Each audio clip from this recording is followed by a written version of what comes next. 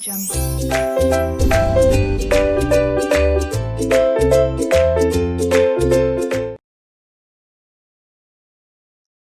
Hello, all of you, all my dearest students of CA Final Direct Tax for May 21, November 21. So, today we are here to discuss a very important aspect of a CA Final exam, which many of the students ignore and then they regret later on after giving the exams and looking at the results. And I am talking about case laws. How important role a case law can play in your CA Final Direct Tax? For how many marks it can come? What are the forms which it can come in the exam? We are going to discuss all of them today in this introductory lecture of case law discussion of direct tax paper 7. So सबसे पहले मैं आपको ये बताना चाहता हूं कि case law CA final exam के लिए बहुत ही ज्यादा इंपॉर्टेंट चीज होती है। एग्जाम में नहीं तो भी कम से कम 15 से 20 मार्क तक एग्जाम में केस लॉ ही आता है। 15 मार्क तो आप मिनिमम पकड़ कर ही चलो कि 15 मार्क्स के आसपास तो आपको एग्जाम में केस लॉ देखने मिल ही जाएगा। अब रही बात कि केस लॉ किस तरीके से आएगा। Case law can come in exam in 2 forms. पहला तरीका है कि case law can come in the form of a direct question of 4 marks to 5 marks.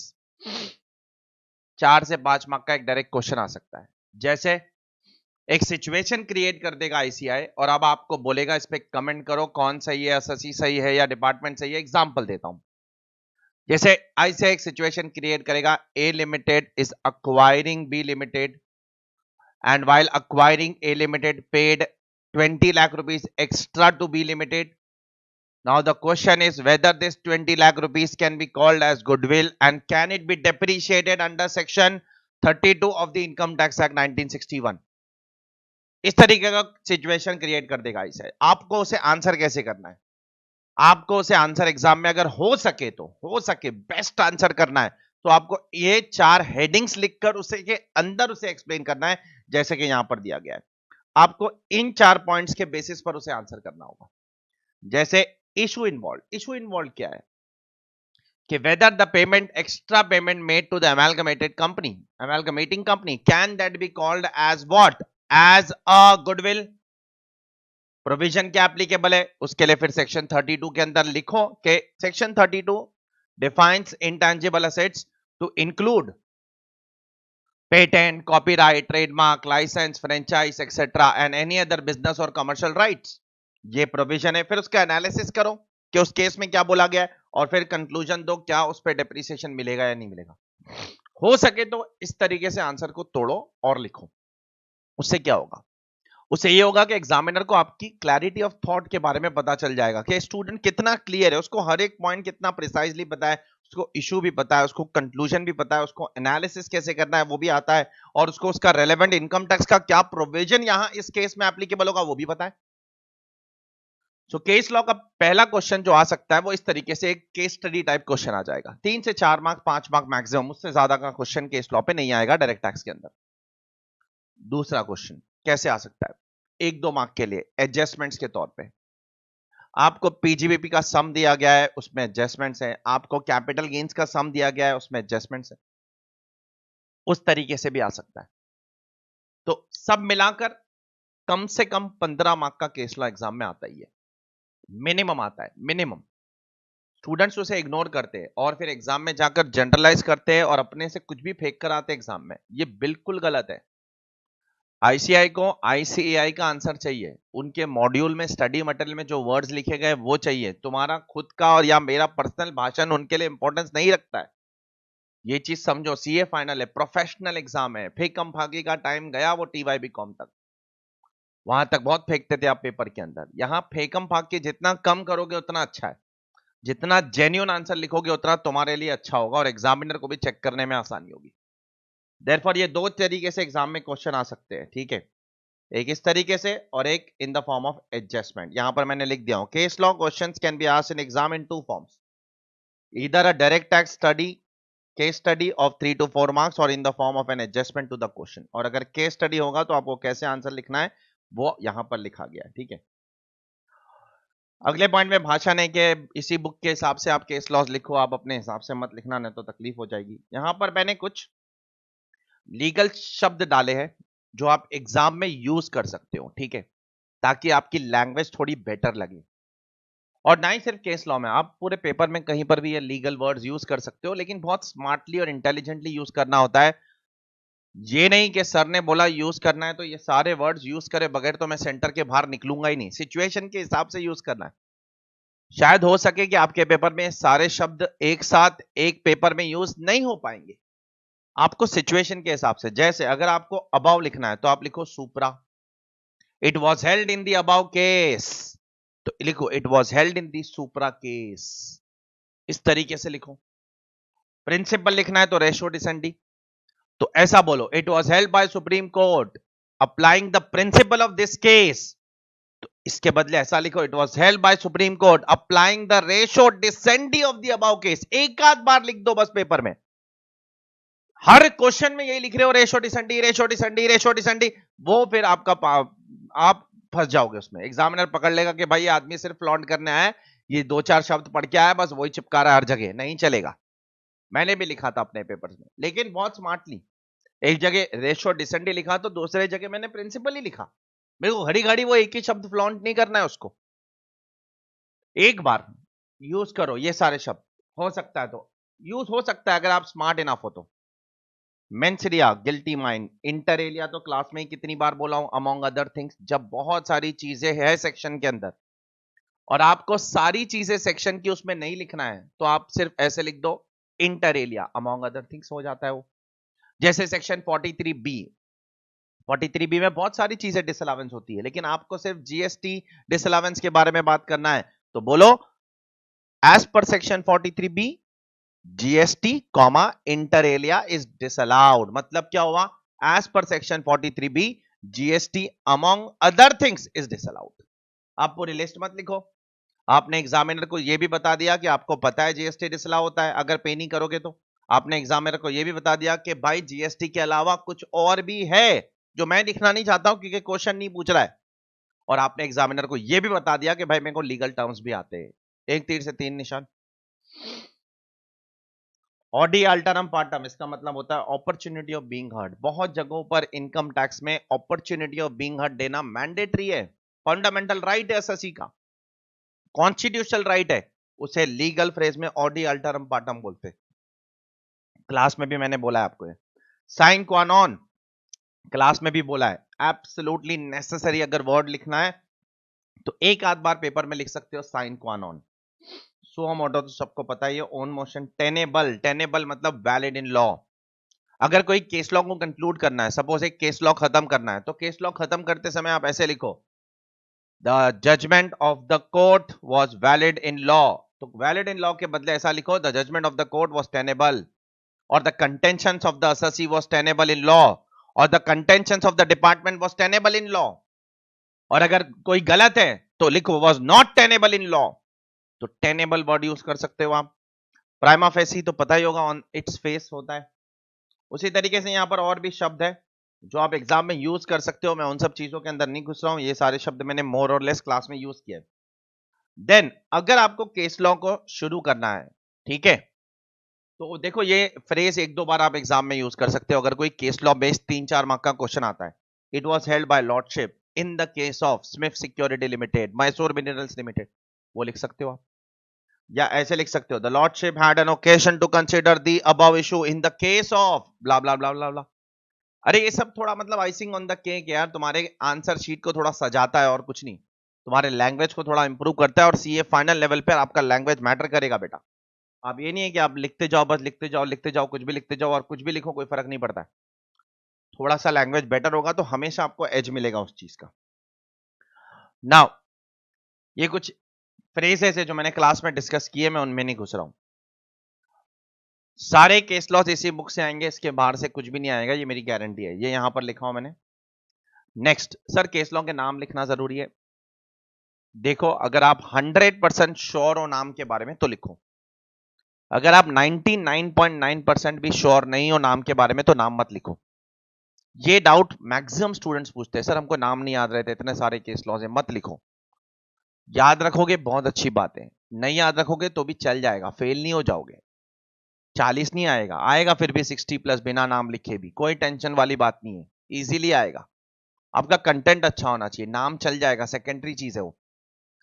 तो सर नाम याद नहीं है तो कैसा लिखे, लिखो ना it was held by court, बस। ये भी नहीं पता हाई कोर्ट है क्या सुप्रीम कोर्ट है, तो सिर्फ इतना लिखो, it was held by the court, बस इतना काफी एग्जाम के लिए। नहीं नाम याद है, गलत नाम मत लिखना। 100% श्योर हो तो लिखो, 99.99% श्योर हो, 0.01% श्योर हो कि नहीं मालूम है तो भी मत लिखो। Unless you are 100% sure, don't write the name. Don't write wrong names. Don't write wrong things in exam and test the examiner's knowledge. Only write correct things, write limited things. That is what is relevant in CA final exams. Next.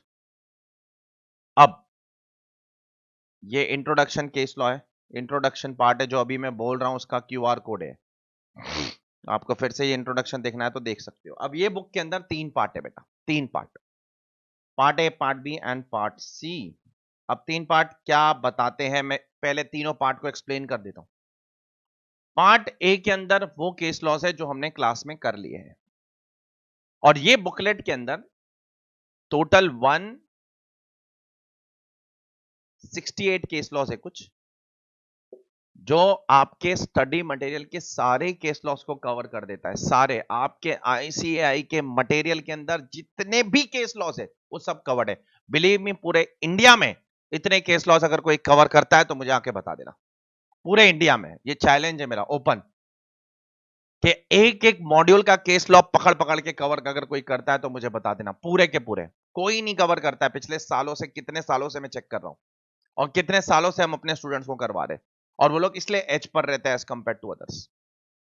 Therefore इस book के अंदर 3 part है, ये 3 part मिलाकर total 168 case laws है। जरा भी घबराने की जरूरत नहीं, चिंता करने की जरूरत नहीं, बहुत सारे केस लॉस बहुत छोटे छोटे चिंदी है, इसलिए तो 90-100 पेज साइड्स के अंदर सब खत्म हो गए। देयरफॉर इसको मैंने 3 पार्ट में डिवाइड किया हूं। पार्ट ए में क्या है, वो केस लॉस है जो हमने क्लास में कर लिया है, क्लास में हो चुके हैं, और इसलिए मैंने इन इन केस लॉस को डिटेल में यहां मेंशन नहीं किया है, उनका सिर्फ नाम मेंशन किया है, और साथ साथ में क्लास में आपकी टेक्स्ट बुक में ये केस लॉ कहां है और समरी बुक में ये केस लॉ कहां है उसका पेज नंबर भी डाल दिया है। जाओ तुम भी क्या याद रखोगे, चेक करो। ये है पार्ट है क्रिप्को कंपनी, टेक्स्ट बुक में कहां है, पेज नंबर में कहां है, आप रिस्पेक्टिव टेक्स्ट बुक और पेज नंबर पे जाकर समरी बुक में जाकर चेक कर लेना। चेन्नई प्रॉपर्टीज टेक्स्ट बुक में कहां है, समरी में कहां है। Palam gas service text book में कहां है, समरी में कहां है। ये पूरी लिस्ट दिया हूं मैंने यहां पर, ये देख सकते हो आप लोग। तो ये सारे केस लॉस आपको अलग से पढ़ने की जरूरत नहीं है, तो हमने क्लास में कर ही लिया ऑलरेडी। लेकिन फिर भी अगर आपको देखना है लास्ट मोमेंट पर, तो आपके पास उसका टेक्स्ट बुक और समरी बुक दोनों का रेफरेंस है, जहां से भी देखना है देख लो, जहां से भी देखना है देख लो। समरी से पढ़ना है समरी से पढ़ लो, टेक्स्ट बुक से पढ़ना है टेक्स्ट बुक से पढ़ लो। बहुत ही मेहनत किया हूं बेटा मैंने इस बुक के पीछे, बहुत ज्यादा मेहनत किया हूं मैंने इस बुक के पीछे। बहुत ही ज्यादा ऑर्गेनाइज्ड बुक है ये, बहुत ज्यादा। ऐसी ऑर्गेनाइज्ड केस लॉ की बुक आपको कहीं नहीं मिलेगी बेटा, इसका पूरा एडवांटेज उठाना और इग्नोर नहीं करना प्लीज, मेहरबानी करना, हाथ जोड़ता हूं मैं आप लोगों के सामने। तो पार्ट ए क्या है, वो सारे केस लॉस जो हमने ऑलरेडी क्लास में कर लिए, लेकिन हमने उसे यहां पर भी मेंशन कर दिया है कम से कम, भले उसमें 10-15 पेज जा रहे हमारे चलेगा, लेकिन हमको सब कुछ एक जगह पे चाहिए, हमने वो भी यहां मेंशन कर दिया है। ठीक है, क्लियर है। पार्ट बी क्या है, with the page number of text book and summary book applicable for May 21 November 21। अपनी जो 2 टेक्स्ट बुक है मोटी मोटी सी उसमें भी है, और जो हमारी कलर समरी बुक है उसका भी रेफरेंस है हर एक केस लॉ का। पार्ट बी में क्या है, पार्ट बी में वो केस लॉस है जो हमने क्लास में कवर नहीं किए किसी चैप्टर के साथ, जो आईसीआई एडिशनली ऐड करते जा रहा है हर साल। 15-20 केस लॉस आईसीआई ऐड करता है हर साल, पार्ट बी में वो है, एडिशनल केस लॉस है। तो उसके लिए क्या करना होगा सर, हमको खुद से पढ़ना होगा। बिल्कुल भी खुद से पढ़ना नहीं है आपको, कोई खुद से नहीं पढ़ेगा, कुछ भी खुद से करने के लिए दूंगा नहीं मैं आप लोगों को, मेरी पूरी जिम्मेदारी है आप लोगों के लिए। पार्ट बी, यहां पर आपको हर एक केस लॉ मिलेगा कंसाइज तरीके से, अच्छे से डिटेल प्लस कंसाइज, उसके फैक्ट्स मिलेंगे, इशू मिलेगा, सुप्रीम कोर्ट का ऑब्जर्वेशन मिलेगा, सुप्रीम कोर्ट का डिसीजन मिलेगा। ठीक है, और आपको हर एक केस के अंदर ये एक क्यूआर कोड मिलेगा। ठीक है, और हर एक केस स्पेसिफिक आपको लेक्चर मिलेगा। जैसे आपको Honda seal cars India limited का केस लॉ समझ नहीं आ रहा है, पढ़ लिया आपने खुद से, बट समझ नहीं आ रहा है कि इसमें केस में क्या हुआ, या उतना समय नहीं है कि खुद से पढ़ू समझू बैठू, तो कोई टेंशन नहीं है, मोबाइल उठाओ, सबके पास आज की तारीख में स्मार्टफोन होता है, उसमें क्यूआर कोड का app, QR code app download करो, क्यूआर कोड ऐप डाउनलोड करना पड़ेगा आपको, ठीक है। मोबाइल के कैमरे से स्कैन नहीं करना है इसको। बहुत से पागल लोग हैं दुनिया में, सर मैं मोबाइल के कैमरे से स्कैन कर रहा हूं सर, दिखता नहीं है कुछ। अरे पागल, तू क्यों निकाला इसे ने इसका आईटी, थोड़ा रखना जरूरी था भाई। मोबाइल के कैमरे से थोड़ी ये स्कैन होगा, उसमें थोड़ी क्यूआर का कोड सेंसिंग सेंसर से। क्विक रिस्पॉन्स कोड करके एक ऐप आता है, आईफोन के अंदर वो इनबिल्ड होता है, बाकी दूसरे फोन्स में भी, कुछ फोन्स में इनबिल्ड है, कुछ फोन्स में आपको प्ले स्टोर पे मिल जाएगा। क्यूआर कोड निकालो और आप उसको स्कैन करो, ठीक है। जैसे ये मेरे सामने एक केस है, ठीक है, मैं आपको बताता हूँ। ये मैंने अपना क्यूआर कोड ओपन किया, देख सकते हो आप लोग। हाँ, अब मैं इसके सामने जाऊंगा, जैसे ही मैं इसके सामने जाकर स्कैन कर रहा हूं तो ये खुल गया केस लॉ। कौन सा केस लॉ खुला? इंटरनेट स्पीड थोड़ी घटिया है मेरी। ये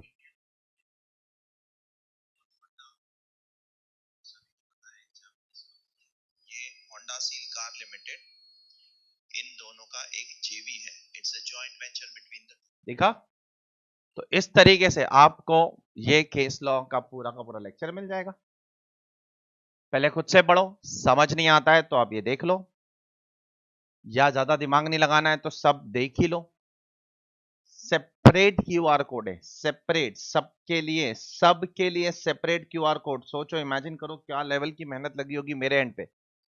मैंने पहले सबके क्यूआर कोड बैठ के जनरेट किया, सबको बुक में पेस्ट किया, उसके बाद 2-3 बार कंफर्म किया भाई वही केस खुलता है ना, नहीं तो पता चला मैंने क्लिक किया, सेकंड केस खुल रहा है, चौथा केस पेस्ट करने में दिक्कत तो नहीं होगी। वो सारी चीजें बहुत लंबी एक्सरसाइज होती है और वो सारी चीजें मैंने कर दिया है, डोंट वरी अबाउट इट, ठीक है। ये आपका सेकंड पार्ट है, second part of your book. इसका भी रिवीजन करवाना पड़ेगा लगता मुझे। पार्ट है वो केस लॉस जो क्लास में कर लिया है, जिसका रेफरेंस आपको यहां मिल जाएगा कि टेक्स्ट बुक में कहां है, समरी में कहां है। पार्ट बी वो केस लॉस जो आपके क्लास में नहीं हुआ है, along with the chapter, chapter के साथ नहीं हुआ है, तो मेरी जिम्मेदारी है कि मैं आपको अलग से करवाऊं, और मैं करवाऊंगा, छोड़ूंगा नहीं। तो उसके लिए आपको नोट्स दिया गया है यहां पर, along with the QR code, along with the QR code. और आईसीआई का अगर ये दो पार्ट आप पढ़ लोगे, आईसीआई का स्टडी मटेरियल खोलो, उसमें से एक भी केस लॉ नहीं छूटेगा, एक भी नहीं छूटेगा, सारे ये सारे कवर कर लिए। अब सर ये इतने सारे केस लॉ हम एग्जाम के दिन कैसे पढ़ेंगे सर? उसके लिए है पार्ट सी, उसके लिए है पार्ट सी। पार्ट सी में क्या है सर, बता रहा हूं क्या है सर। पार्ट सी में बता रहा हूं बेटा, ये है summary of all 168 case laws in just 16 sites. 16 sites में 168, 168 है, इसको मैं चेंज कर दूंगा, 164 नहीं है, 168 हो गया है। अभी है 4 केस लॉ और ऐड किया है इसे, इसमें इंक्लूडेड है all 168 case loss in few lines. जैसे होंडा सील केस लॉ 2017 में आया था, किसने लाया था? सुप्रीम कोर्ट ने, और उसका judgement in few lines. Exam के दिन आप यहीं से रिवाइज करो, आपके पास समय नहीं है तो, और एक बार आपकी एक्सपर्टीज हो जाएगी केस लॉस पढ़ पढ़ के, तो आप बाद में यहीं से रिवाइज करो, देखो। और यहां पर इंपॉर्टेंट चीजों को मैंने मार्क भी किया हूं, मार्क भी किया हूं इंपॉर्टेंट चीजों को।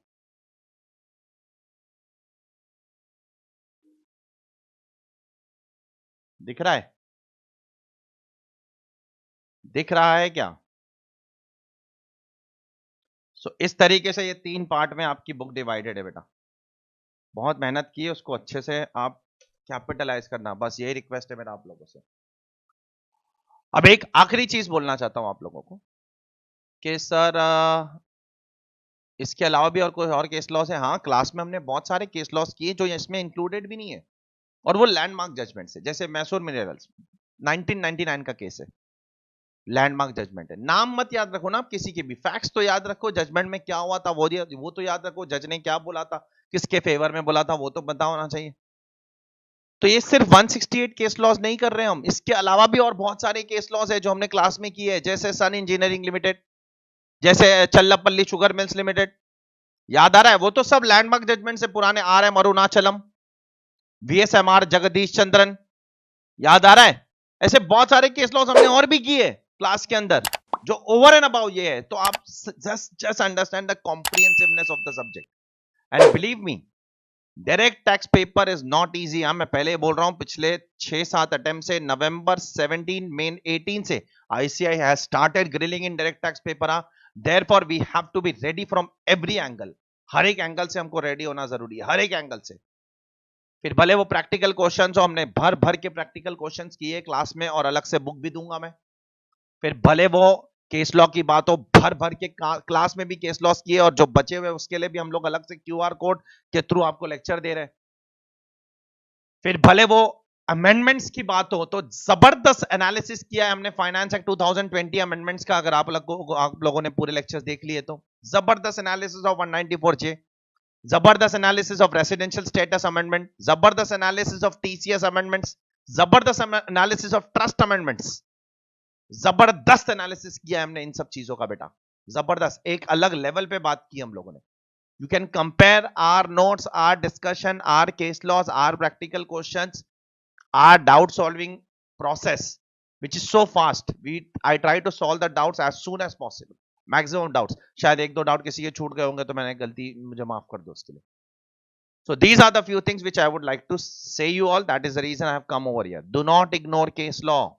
It can come for around 15 to 16 marks to 20 marks. It can come in two form, either a case study form of 3 to 4 marks or a direct adjustment of 1 to 2 marks.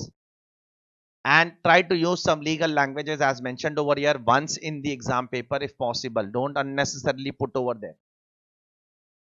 Don't try to remember the name if it is not possible for you to remember. अगर आपसे नहीं हो रहा है, नाम मत याद रखो, कंटेंट याद रखो, छोड़ दो।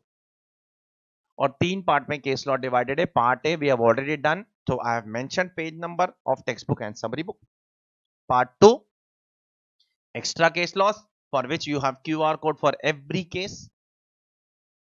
And part 3 is a summary of all 168 case in just 16 sides.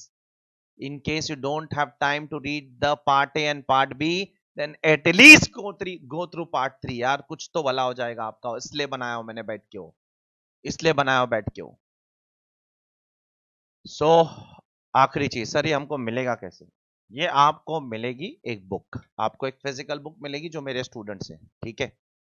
All those who are my students will get a physical book, लेकिन ये थोड़ा लेट मिलेगी आपको, say by the month of October आपको ये मिल जाएगी, क्योंकि मैं अभी एक एक बुक नहीं भेजना चाहता हूं आप लोगों को। अभी ये बुक रेडी हो गई है मेरी, इसके बाद अब मैं रेडी करने जा रहा हूं आपका क्वेश्चन बैंक। जब ये दोनों बुक रेडी हो जाएगी, मैं दोनों बुक एक साथ आपको कुरियर कर दूंगा, ठीक है? So thank you very much all of you, God bless you all, पढ़ते रहो। और 2 रिवीजन वीडियोस मैंने ऑलरेडी अपलोड कर दी है, मई 21 के, नवंबर 21 के। उस रिवीजन वीडियो को आपको 5-6 बार कम से कम देखना है। एक बार आप वो देख लोगे, आपको अलग से बुक उठा के पढ़ने की जरूरत नहीं, बिल्कुल भी जरूरत नहीं। Thank you very much all of you, God bless you all, take care, ध्यान रखो सब लोग अपना।